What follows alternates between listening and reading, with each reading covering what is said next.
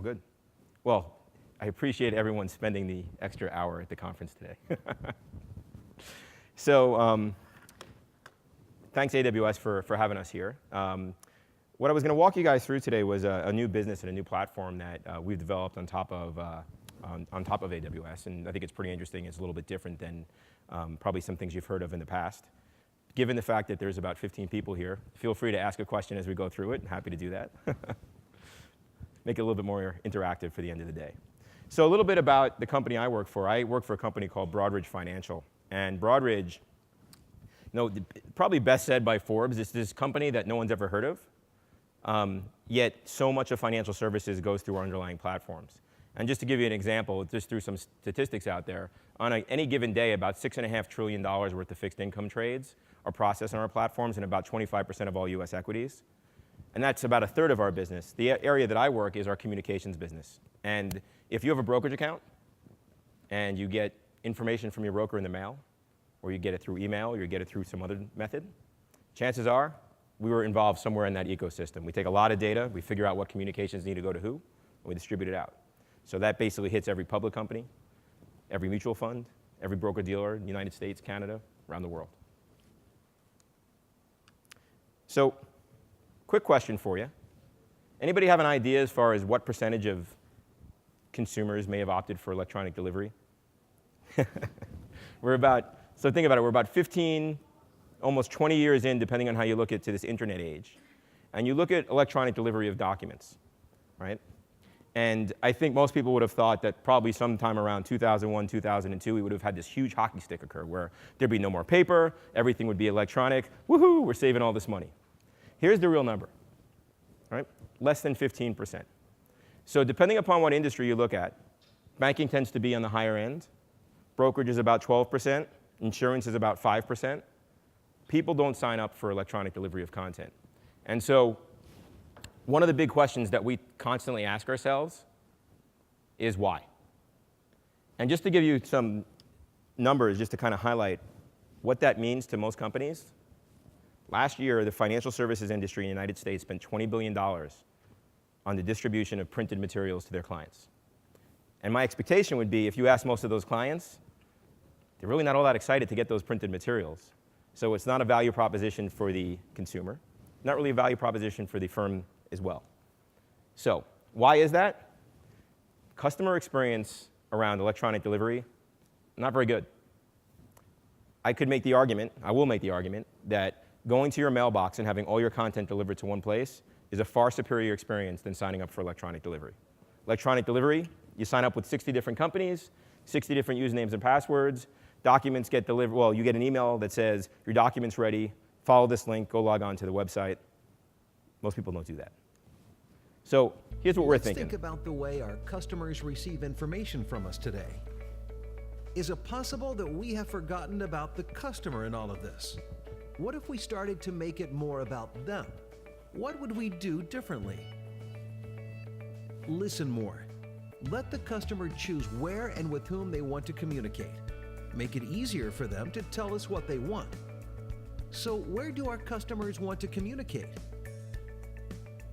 Websites where they pay their bills or their bank, personal cloud storage providers, social networks, mobile apps, digital mail solutions, and even paper. But how can we make this a better experience? What if we let customers manage delivery rules across multiple relationships, deliver content directly to where they choose, and provide interactive communications that are responsive? Introducing Inlet, a joint venture between Broadridge and Pitney Bowes. Inlet is an integrated network of brands and channels that helps customers to define where they want to communicate, act upon the communications they receive, while enabling firms to create better relationships, grow revenues, and reduce costs. In choosing a cloud partner, we considered what mattered most to our customer and to the success of Inlet: security, scalability, flexibility, the right tools, a trusted partner. Amazon Web Services was the obvious choice for us. So a little bit about Inlet. Anybody hear of Pitney Bowes in the past? Pitney Bowes, big mail company. really, I think the number is about 85% of all mail in the world goes through some kind of Pitney Bowes platform. So Broadridge is a company that assists our clients in communicating with their customers and looking to facilitate digital communications. Working with Pitney Bowes made sense for us. And so essentially what we've done is we've created a new business model. And it really is a platform. It's a platform as a service. The idea essentially is if you're a company, you connect into the system once. And if you're a consumer, you basically get to select the channel that you already use, right? So if you think about it, anybody use like a cloud service provider today? Not so much. We all use AWS, but I meant more the personal cloud service provider, Dropbox and Evernote. Wouldn't it be interesting if you actually could get your mail delivered there, right? And set up business rules so that the content is where you actually want it, versus requiring you to go to a website that you may not have a strong desire to go. And we look at the real channels that we've looked at. Cloud solutions are an obvious one. Online banking, people like to actually get their bills where they pay their bills. You actually see some companies are starting to do this. When you log into your bank, they actually give you options to have content delivered. In Canada, there's actually a solution that's been generated by their post office called ePost. So we're integrating there. And then brand websites and applications that companies actually create. The real idea is let's let the consumer dictate how they want the relationship to drive. And so when we look at this, and we kind of look at what's required to do these types of things and what are some of the benefits of doing this, one of the big things that we often talk to our customers about is what we call the network effect, right? So if you think about the way companies, everyone gets an envelope in the mail, and if you flip it over, it says go green.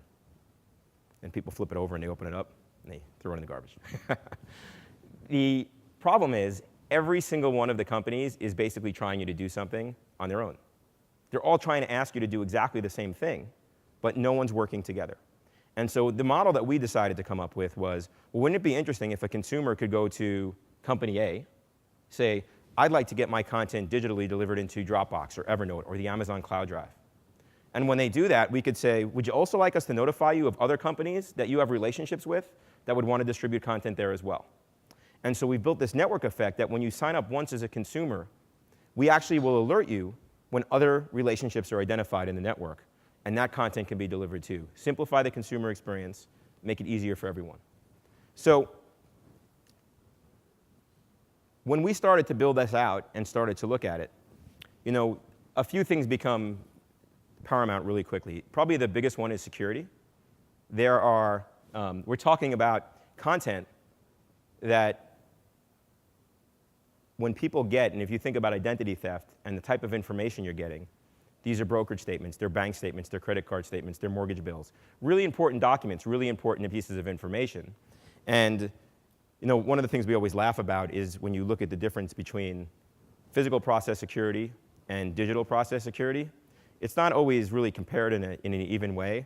I could make the argument, for example, that if you drive around any wealthy neighborhood in the United States, sometime between January 15th and February 15th, you open people's mailboxes, there's going to be an envelope in there. It's going to say in red on the front of the envelope, important tax document. And if you open that envelope, it's going to have their social security number, how much money they have in their account. Interesting stuff, right? When we think about it from a digital perspective, unfortunately, the market doesn't give you the same, they don't give you the same benefit of the doubt, right? So from a security perspective, this has got to be locked tight, right? And it's got to be locked tight from two directions. One is from the perspective of the brands that are distributing their communications. They don't want people to have access, obviously.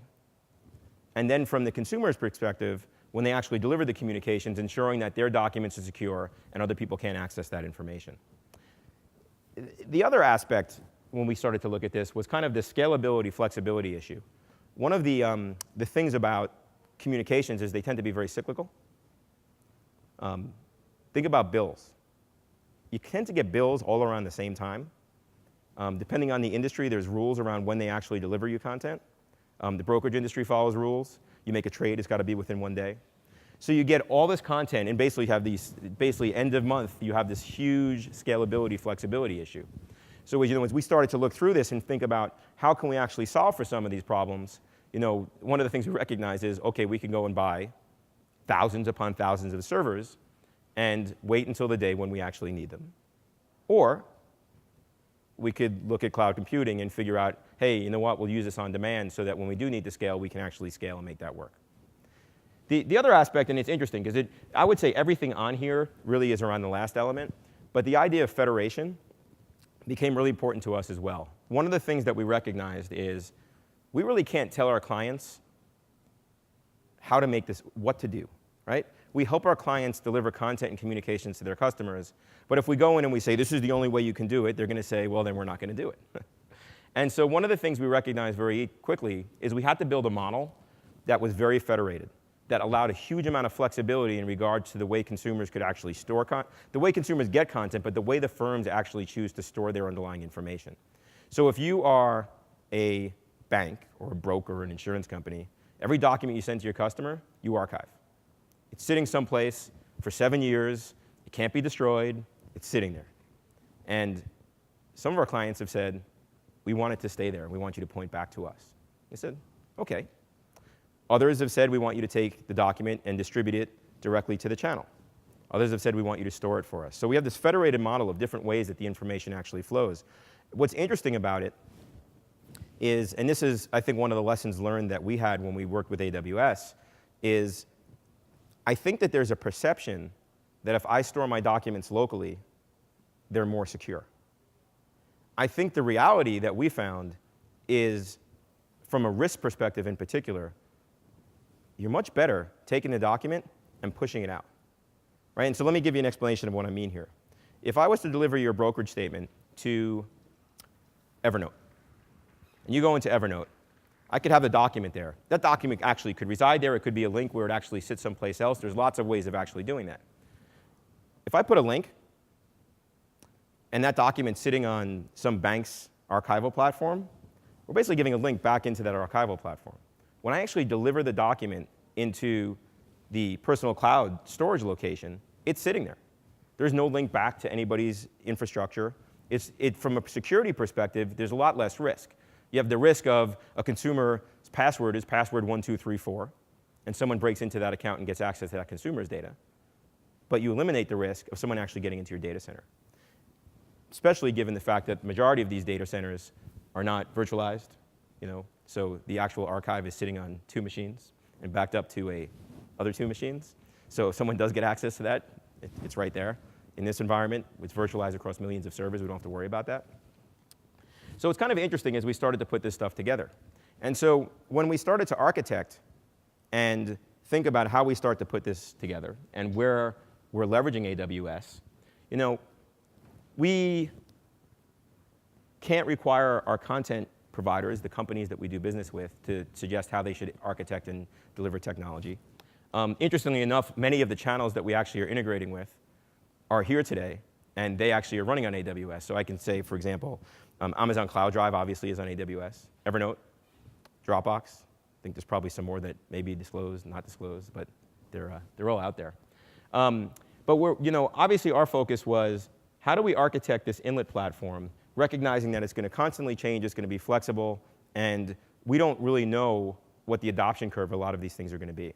And so as we look to build it out, one of the things that we did is there's a little bit of a hybrid model, because a lot of our content and our legacy content is sitting places where it's been sitting for years. So we have to point to that.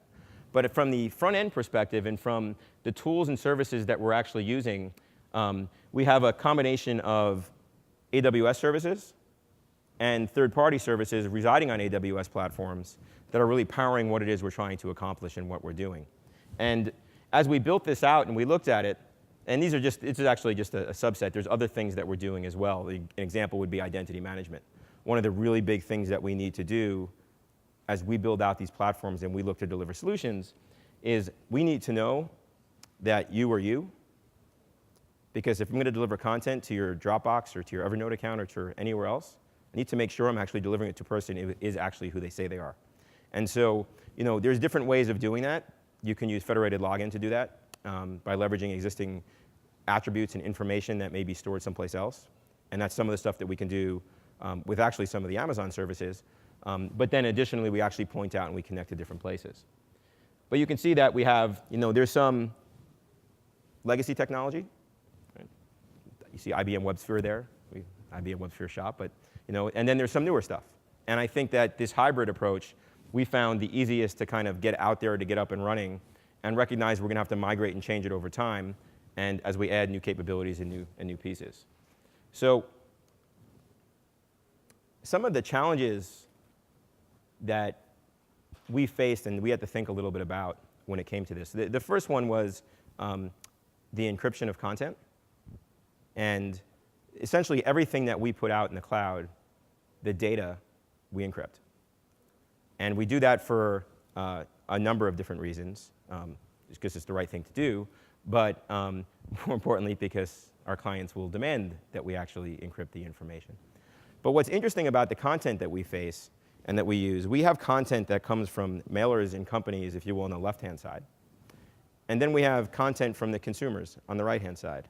And really what's different about the model that we've built is that today, when companies ask their clients to do things, they view all that data to be their own. All the preferences, all the attributes that have been collected are the property of the company. I asked you to sign up for electronic delivery, or I asked you to do this. That preference and that information is mine. What's different in the model that we've created, because it's a consumer-driven model, we actually use the word manage versus ownership. We don't believe we actually own any of the data. We're managing the data on behalf of the end consumer. The end consumer is setting rules and setting instructions around how they want information delivered, and we're responsible for managing it. So we actually have encryption policies that encrypt content for the brands on the left, but also encrypt content for the consumers on the right to ensure that the information is properly done. The next is, and this is really a contractual issue, is around the location of data, right? There is a need in many industries to be able to define where content actually resides, right? So the obvious one is if it's content in the financial services industry, it has to be stored in the United States, right? But we also do work in Canada, and you have to be stored in Canada. And so we had this need where the content really is based upon who it's actually going to, and we need to make sure it's stored in the right location. And we're about to go actually out and start building 50 different data centers all over the world as we choose to enter new markets. It's just not feasible and basically turns our entire business model completely upside down. Security, I think I've said 3 times or maybe 4 times as we've gone through this.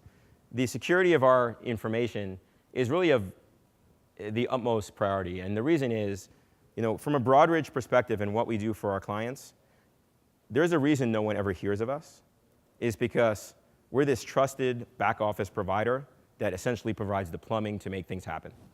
And when you have that role, it's not such a good thing when people know who you are, because it tends to mean that something happened, right?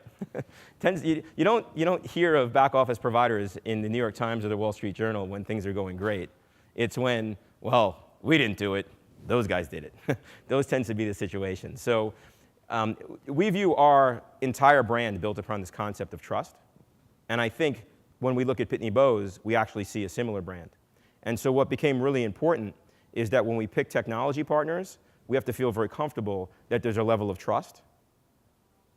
Interestingly enough, we did this is not Amazon Web Services, but on the Amazon side, we did a survey where we actually said to consumers, where would you like to receive content? What company would you expect to provide this service? And what was really interesting to us is actually Amazon tested higher than any other company. Tested higher than banks, tested higher than other technology companies. It was very interesting. There's a level of trust there. I think has a lot to do with shopping and credit card information. And there's a comfort with the information. What I always find humorous is that the US Post Office, which would be a natural extension for something like this, tested below unnamed company. So what's interesting, though, the difference between the United States and Canada, in Canada, the Canadian Post Office was like the highest one on the list. So I guess the Canadians trust their government, the United States citizens don't. The DR model became very interesting as well. And this really, I think this is when I first started to understand cloud computing, is I came to several meetings, and we were at the conference last year, and we were listening to a bunch of sessions, and I kind of realized that, disaster recovery changes. We don't actually need to have this backup facility just sitting, waiting for things to happen. If we put it here and we span it across multiple data centers in multiple regions, it kind of takes care of itself. We can actually use all the servers and all the instances however we want. It's pretty neat. And then, one of the big things with a lot of this stuff is around audit, right? So we live in a transactional financial services-driven environment where you have to have certifications for everything, right? So your providers and the companies you work with have to have certifications for everything. But when something does go wrong, you have to be able to audit it and audit everything, right? So whether it's SOX compliance or SSA 16, you need to have these controls in place or the companies won't actually work with you and do business with you. And so one of the things that was really important with us was that we were working with companies that had the same level of requirements around the compliance, audit, certification path. And the other thing that was very interesting to me was around companies that really are concerned around data security and how information's used. And I think where this came, I was actually, Michelle, my colleague here, we were out in Seattle, and we were meeting with one of the teams from the Amazon side of the business versus Amazon Web Services. And we were talking to them about data, and they said, oh, no, we don't give that data to anyone.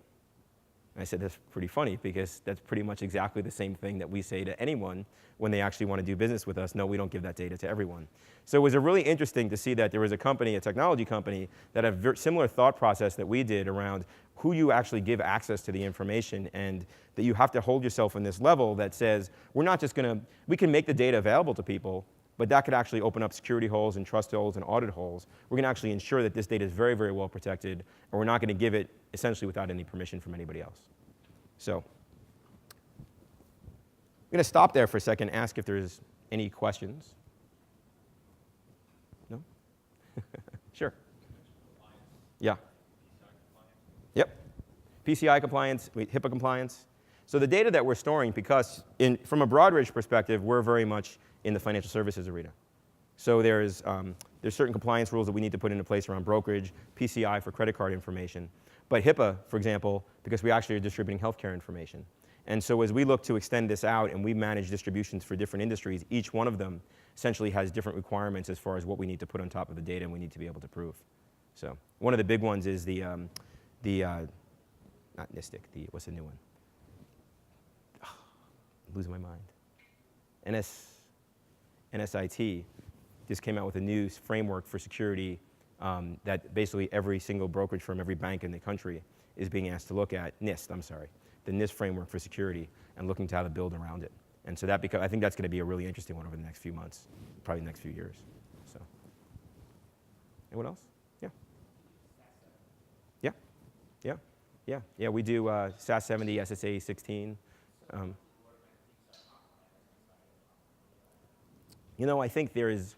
It's interesting, because one of the things that we noticed was that companies that we compete against and we do business with, I think there's a perception that if your hosting provider is compliant, you're compliant. And obviously that's not the case. I think what's interesting is for a lot of startups, they're able to use the fact that Amazon is compliant as a mechanism to tell their clients that they're compliant. And I think there's like this, people don't really actually look through the whole thing. I mean, we have a whole group that's responsible for doing audits. So we have to do audits and processes across the whole thing to make sure that everything is, is compliant with what we need to do. And there's different pieces of it. Inlet, which is a joint venture we've created with Pitney Bowes, has to do their own compliance audits. And then Broadridge, in the way that we handle information, has to do ours. And the two come together, really, as we provide these services. Yeah. So, anybody else? Sure. Mm-hmm. Yeah, let me pop back up. So, one of the things that we recognized as we were building this out, let me just go find it. Here we go. Think about the communications we send today. So when I talk about communications, a lot of this is printed materials today. It's paper information that you get. It's a bill, it's a statement, it's other things. And one of the things that we have found, so I'll speak specifically to the brokerage industry, we've worked with a lot of our clients, and what they found is they found that they need to speak to their customers somewhere between 25 and 30 times a year. It's physically impossible for a financial advisor to do that for every one of their customers. That would essentially mean they'd have to speak twice a week, twice a month. They can't do that in person. They can't call that much. They have too many companies. It's just not feasible. And so we started to look at the communications that they're distributing. So the average brokerage account holder, for example, gets 30 pieces of mail a year from their broker. It includes regulatory confirms, statements, all this type of information. And I don't think anybody thinks of it of anything but a regulatory disclosure requirement. We sent the document, we're done. But the reason that is when you send it through print, there's very little you can do with it. When you send it through email, if someone happens to follow the link, you deliver this awesome interactive experience because they come back to your website. But what we know, less than 25% of brokerage clients have actually signed up for their websites.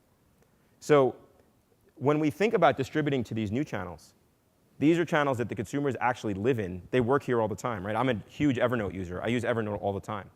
And when the content comes in, rather than actually just simply delivering a PDF statement, we can actually build an experience around that. And we can customize that experience to the specific user. So we actually know who the user is.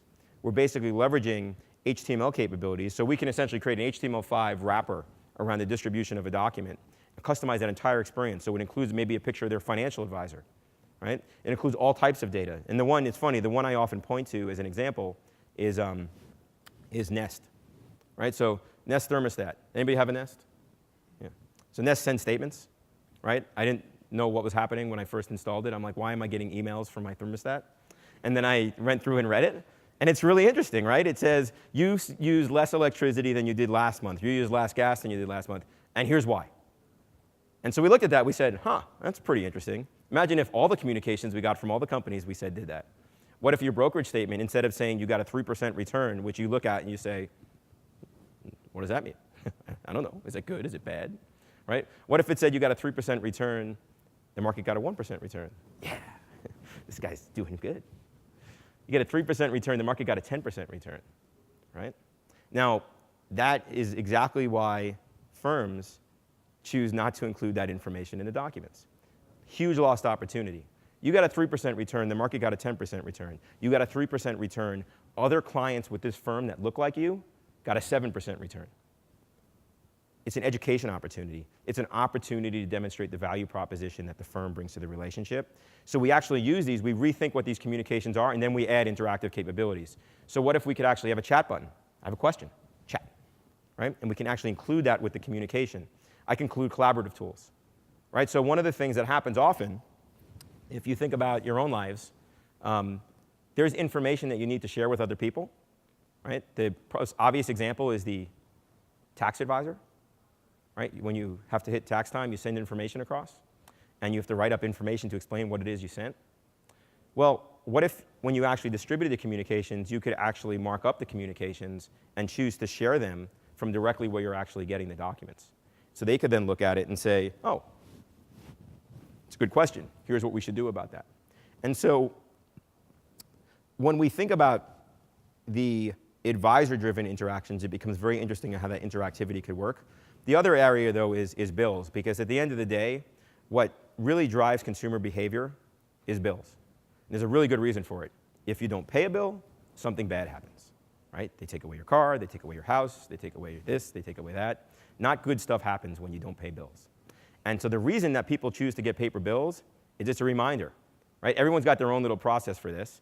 Unless people have signed up fully for electronic payment, and some people have, people take an envelope, they write the due date, they write when it's due, and they go in and once a week they pay their bills. Well, one of the things that we recognize when we deliver the content, we can actually have a pay now button. Just pay it right there. We could deliver it into the bank, let them pay it through the bank. So it becomes a much more consumer-friendly experience, really helping them to manage their information. And then as we look at what's next, one of the great examples we often point to is once all your content's being delivered to these locations, think about what you could do with it. So you're applying for a mortgage, right? Anyone who's ever been through that excruciating process of looking up the last 4 pay stubs and the last 3 credit card statements and this information and that information. Well, you can actually build analytics on that where you could say, oh, you're applying for a mortgage with this bank. Here's their requirements. This bank is their requirements. You press a button and it distributes all the information to them. So you start to think about what can actually be made possible when you start to connect the dots. It gets interesting. So, excellent. Sure.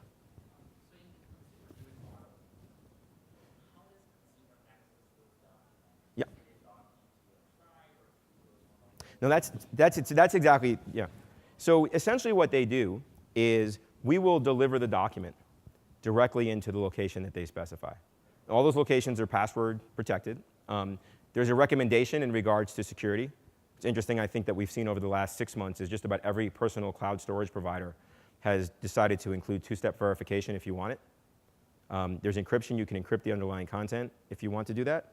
It is a consumer model, but it actually would be delivered. So the example I would give you is, and again, I'll use Evernote because I use it all the time. An Evernote notebook would pop up from my broker or from my bank, and the documents would just start to arrive in there.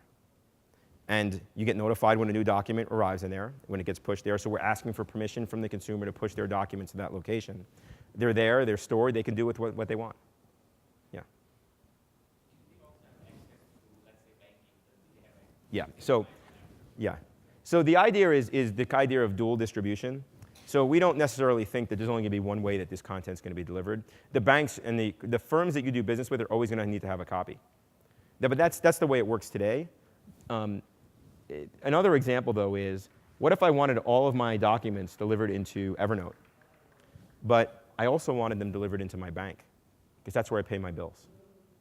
And so the idea to distribute the information to both places doesn't really cost us any more to do that. We're just basically pointing it to two different places. So it becomes attractive to the consumer, where if the consumer wants information in more than one place, they could choose to do that. Yeah. No, we will do both. So the documents, sometimes the firms want to store them themselves, the federated model. We can store the documents, and then we can also push them directly to the cloud. And so there's different reasons. What we do, though, is if someone does delete a document, we delete it so we don't have access to it, because we're managing it on their behalf. So, good. Any other questions? Good. Well, I think I'm going to give everyone a few minutes back here. I will say that it has been a very interesting experience, I would say, working with AWS as we've gone through this. I think since we've been here a few days ago, I know some of my colleagues are talking about re-engineering a process tomorrow on the airplane on the way home for something that we currently do.